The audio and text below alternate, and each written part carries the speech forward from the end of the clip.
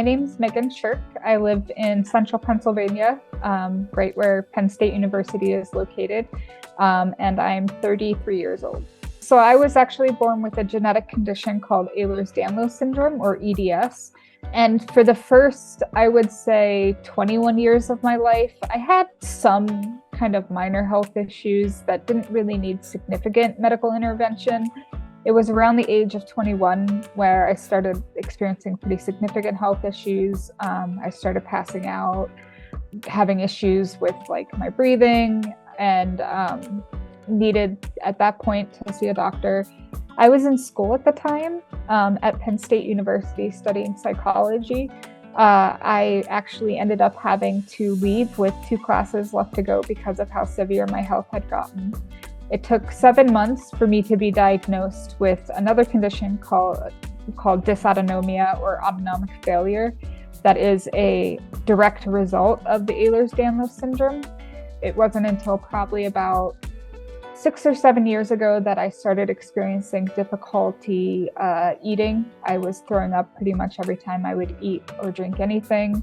What we discovered eventually was that my digestive tract was completely failing. I was unable to move food and beverage through my digestive tract. I was unable to absorb it. Oddly enough, so even though I was born with this genetic condition, it wasn't discovered until I was probably, I would say last year or the year before that they discovered the genetic condition. And it was all the other medical stuff that led them to be like, hey, we need to kind of figure out what else is going on. In November of 2020, I went to the hospital for severe pain. I was having issues with nausea and vomiting, and it was discovered that I had what is called an intestinal volvulus, which is when the intestines kind of twist on themselves and it restricts blood flow to the intestines. And I needed emergency surgery to repair that.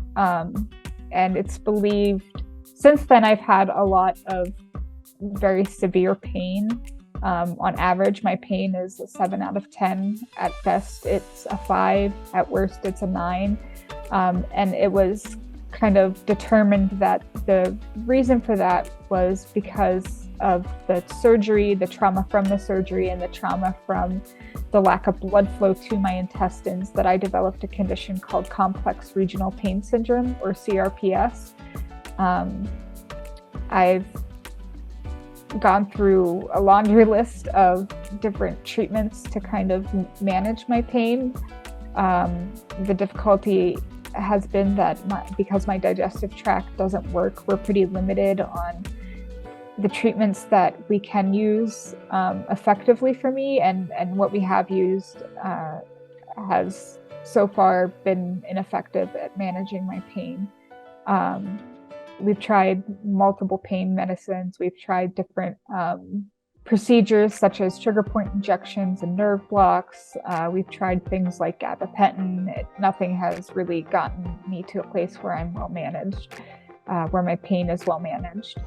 So we kind of ran out of options of things to do where I'm located at. So my physicians suggested that I see physicians in larger towns, at larger practices. So I went to UPMC in Pittsburgh.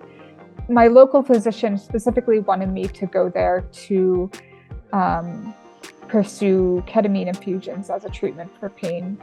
The first physician I saw there, he agreed with that recommendation and referred me to another physician who he works with, one of his colleagues, Dr. Emmerich, who is the physician who does the ketamine infusions at UPMC, who also agreed that the ketamine infusions could be helpful for me. He actually told me probably 80 to 90% chance that they would be helpful in managing my pain and kind of getting me to a place where I'm able to function and live my life. So we scheduled the procedure, and the day before, when we were about to leave, we were called, actually on a Sunday, we were called by the doctor's office saying that last minute, the decision to deny the infusion was handed down, and that we were going to have to cancel and kind of reschedule once we got approval, the prior authorization from the insurance company. It kind of gets crazy from there, where whenever the doctor's office contacted the insurance company, they specifically said that the reason it was denied is because a prior authorization was not required, and that we could go ahead and schedule the infusion. We scheduled the infusion again the day before. I believe it was a Tuesday, the day before we were about to go down. They called us again, telling us that there was a denial. This time the insurance kind of stuck by that denial. My physician did a peer-to-peer. They still denied the infusion. We filed an appeal where I provided documentation for myself, as well as I believe 3 or 4 other physicians, saying that this is kind of the last option for me, the only thing that is reasonable for me, and the appeal was upheld. And this is kind of that gets us to where we are now, where I'm fighting to get this treatment I need. So far, haven't been very lucky at getting that. I'm at a point in my life where just to like function, I need regular use of pain meds. I think everybody knows that just like regular use of pain meds long-term is not ideal. It's not something that I really want. And just knowing that there's this treatment that could get me to a place where I only need those meds like on occasion, and just having it right there in front of me, and then having it ripped out, not just having it there, but having it ripped out from underneath me, not once, but twice, it's unbearable.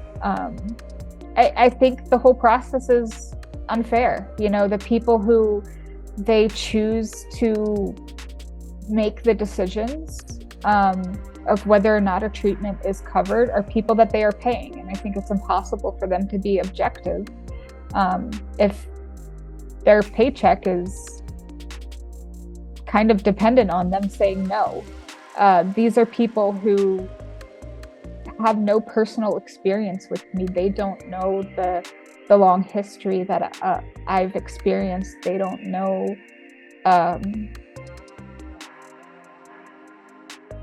they don't see everything I've experienced. They don't see all my struggles. All they see are the dollar signs.